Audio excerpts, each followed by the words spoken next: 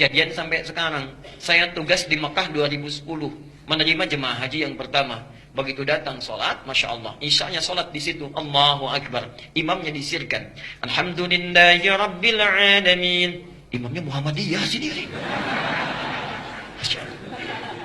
Begitu sholat subuh, imamnya nggak kunut. Lengkap sudah itu. Apa saya bilang kan semalam Muhammadiyah katanya nggak kunut. Padahal nggak ada Muhammadiyah, nggak ada NU dari zaman Nabi, Masya Allah. Dan yang paling hebat, dua pendiri ormas besar itu bersaudara dan belajarnya sama-sama. Sama-sama berangkatnya bareng, satu nasab yang sama, belajar di satu guru yang sama, kembali yang sama, punya misi yang berbeda. Yuk kita buktikan. Saya agak panjangin sebentar nih ya.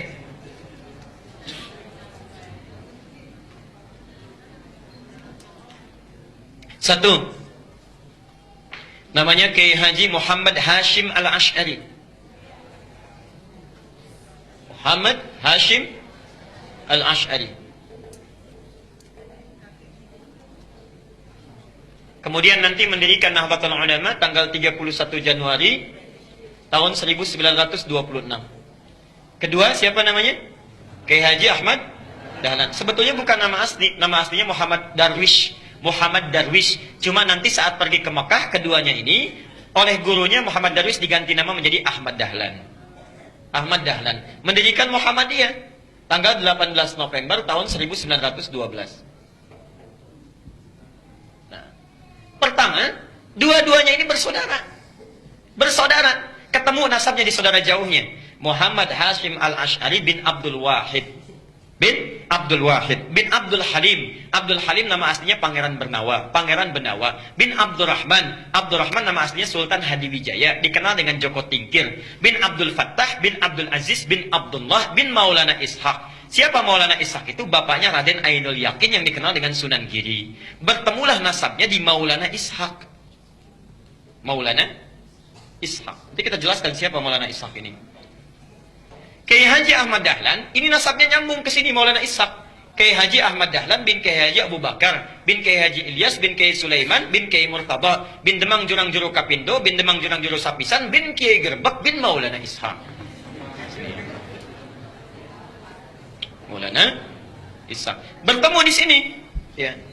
Siapa Maulana Ishaq ini? Adalah satu dari dua anaknya Syekh Ahmad Jumadil Kubra yang membawa Islam asalnya dari Mesir, datang dengan 8 orang temannya atas perintah dari kekhilafahan Turki supaya datang ke Nusantara memberikan nilai-nilai Islam. Namanya Ahmad Jumadil Kubra.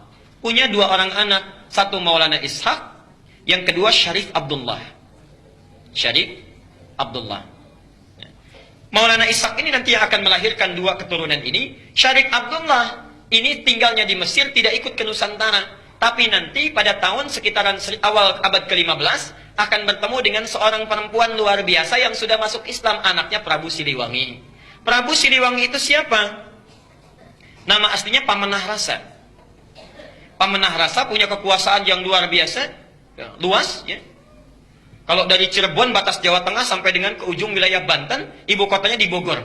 Dulu namanya Pamenah Rasa. Pamenah Rasa ini dulu inspeksi datang ke wilayah Subang pada masa itu sampai dengan ke Karawang.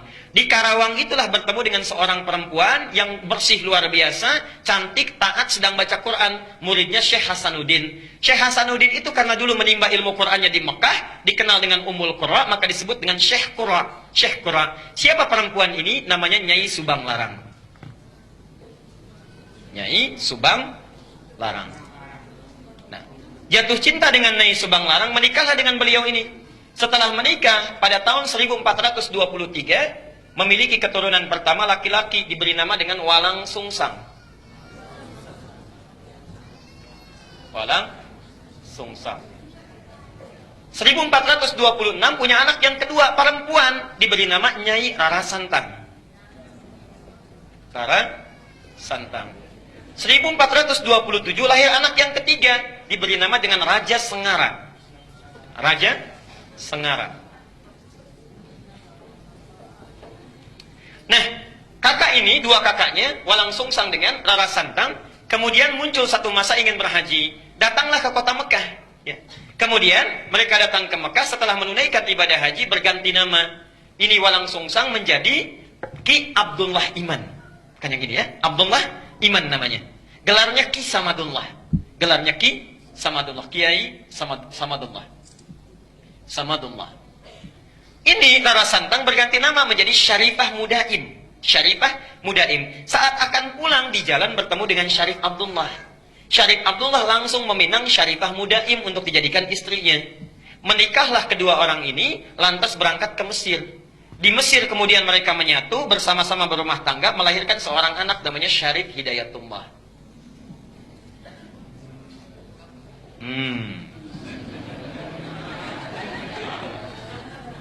20 tahun belajar di sini, belajar dengan Syekh Ibnu Athaillah Al-Iskandari, belajar dengan ulama-ulama besar, sampai setelah matang kembali dia akan menengok kakeknya datang ke Prabu Siliwangi. Ya. Karena kakeknya tinggal di wilayah Jati, diberikan kekuasaan di situ, diangkatlah dan dikenal dengan Sunan Gunung Jati di kemudian hari. Itulah Syarif Hidayatullah, keturunan dari sini. Sedangkan Ki Samadullah pergi ke satu wilayah dikenal dengan Lemah Wungkuk. Minta izin pada bapaknya untuk memajukan wilayah itu. Di Lemah Wungkuk itu, Masya Allah, itu etnisnya campuran. Ada orang Cina, orang Arab, orang lokal, masih belum bagus. Minta izin supaya ditata. Campuran dalam bahasa lokal itu disebut dengan caruban. Oh, caruban. Begitu datang ke sini, ya, dikelola, dirawat dengan baik sampai tumbuh pesat luar biasa. Masya Allah, tiba-tiba melihatlah seorang anak perempuan, putri dari seorang pembesar Syah Bandar namanya Ki Gedeng Alang-Alang, punya putri namanya Nyai Kencana Larang. Kencana Larang. Ya. Menikah dengan Kencana Larang. Setelah menikah, untuk mengabadikan namanya, maka disebut dengan Caruban Larang, Caruban Larang, Caruban Larang. Lisan orang sana menyebut Caruban, Caruban, Caruban. Berubah sekarang menjadi Cirebon, Cirebon, Cirebon, Cirebon. Nah, muncul Cirebon. Ibunya Nyai Subang Larang sudah lama berumah tangga, ingin menengok. Di perjalanan lewat di satu daerah, ajalnya tiba, meninggallah di situ. Untuk mengenang sampai sekarang disebut dengan daerah Subang. Orang Subang belum tentu tahu itu. Nah, ya.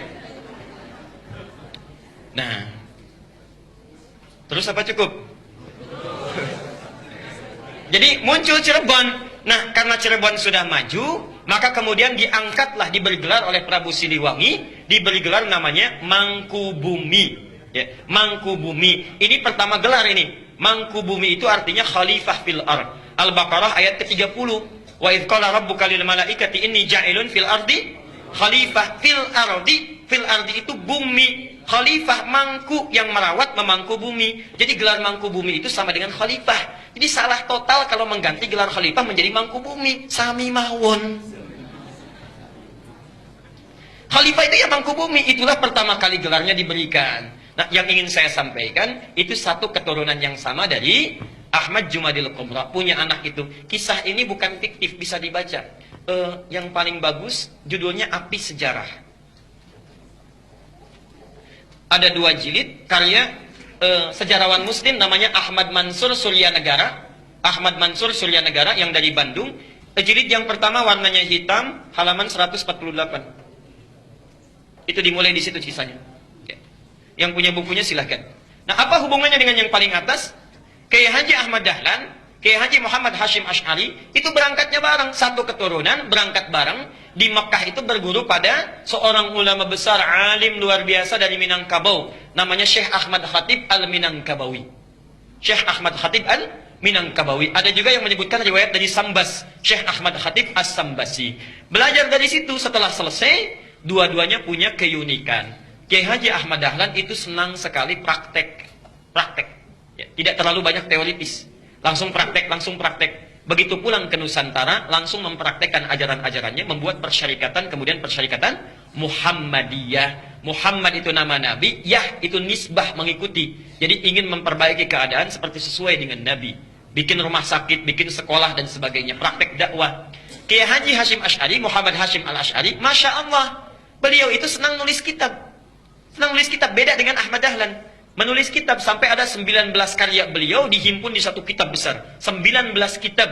Dari mulai pertama adab dalam menuntut ilmu, kedua risalah Ahlussunnah wal Jamaah, ada kitab An-Nurul Mubin fi Mahabbati Sayyidil Mursalin, sampai 19 kitab. Masya Allah. Jadi akan menyeimbangkan, saudaranya praktek, yang satu memberikan teorinya.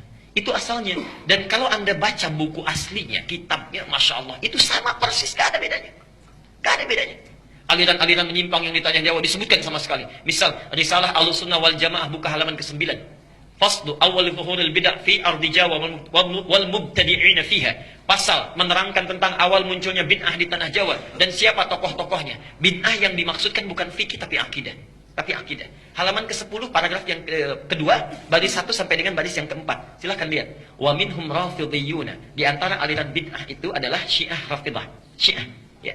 Beliau langsung menyebutkan, bukan saya. Beliau langsung yang menyebutkan. Asalnya semua sunni, kata beliau itu. Semua sunni. Cuma terjadi di tahun 1333 Hijrah, sama dengan 1909 Masehi. Datang tiba-tiba entah dari mana, ada satu aliran disebut dengan Syiah. Pekerjaannya, yasubbuna sayyidana Abu Bakr wa Umar radhiyallahu anhuma. Seringkali mencela dua sahabat Nabi, yaitu Abu Bakar dan Umar. Disebutkan dalilnya, hadisnya. Kemudian halaman yang ke-11-nya, wa minhumul abahiyuna, ada aliran kepercayaan abal-abal, abahiyun, semua boleh. Siapa mereka? Yang merasa dekat dengan Allah, wasafa qalbuhu, hatinya merasa sudah bersih, jernih. Sehingga kalau sudah bersih jernih itu tidak berlaku ketentuan dan larangan. Jadi kalau nggak sholat pun nggak apa-apa karena sudah dekat dengan Allah. Gelarnya tinggi, Pak Kiai. Pak Kiai kok nggak sholat ya? Kan sudah adzan. Jasad bapak bersama adik, tapi roh bapak sedang sholat. Nah itu diantara yang kacau gitu ya. Jadi larangan nggak berlaku karena sudah dekat dengan Allah. Ini penyimpangan langsung disebutkan di Quran surah ke-2 ayat 80 Al-Baqarah. Ya. Ada lagi aliran yang reinkarnasi tanasukhil arwah, ya. Bahkan ada jahlatul mutasawwifah, orang sufi yang paling bodoh, disebutkan oleh beliau. Siapa itu? Itu yang mengaku menyatu dengan Tuhan, Allah sudah menyatu dengan dirinya, manunggaling kaulah Gusti. Siapa kamu? Saya adalah Allah. Allah sedang apa? Allah sedang makan. Nah itu sudah lain. Jadi itu diantara kitab-kitab beliau. Nah, jadi tidak ada bedanya. Kisah yang terakhir yang ingin saya tutup, satu kali muridnya Kiai Haji Hasyim Asy'ari itu berkunjung ke Kauman ke Jogja. Karena Ahmad Dahlan pulang ke Kauman, Hasyim Asy'ari pulang ke Tebu Ireng ke Jombang. Datanglah dari Jombang itu, kemudian ke wilayah Kauman, dilihat di situ. Kok ini beda ya katanya. Balik lagi ke Tebu Ireng. Syekh katanya, itu ada aliran di Kauman yang menyimpang. Bagaimana caranya? Begini. Siapa orangnya? Namanya sekian. Ciri-cirinya bagaimana seperti ini? Itu bukan menyimpang. Itu saudara saya. Bantu sana balik lagi. Masya Allah. Ketika membantu balik lagi, kemudian sampai di situ berumah tangga, punya anak namanya Ahmad Azhar Bashir. Sampai kemudian jadi pimpinan pusat Muhammadiyah. Yang digantikan oleh Amin Rais, digantikan oleh Syafi'i Ma'arif, digantikan Din Samsudin. Agustus nanti mau muktamar itu. Ya, mau diganti lagi karena sudah 2 periode. Saya baca itu. Jadi saya tahu itu, ya. Sama juga NU juga begitu, sama sampai sekarang, sampai Akhil Siraj, ya. Hasyim Muzadi digantikan Akhil Siraj, sekarang mau nyalon lagi yang kedua itu, ya. Jadi insya Allah baca.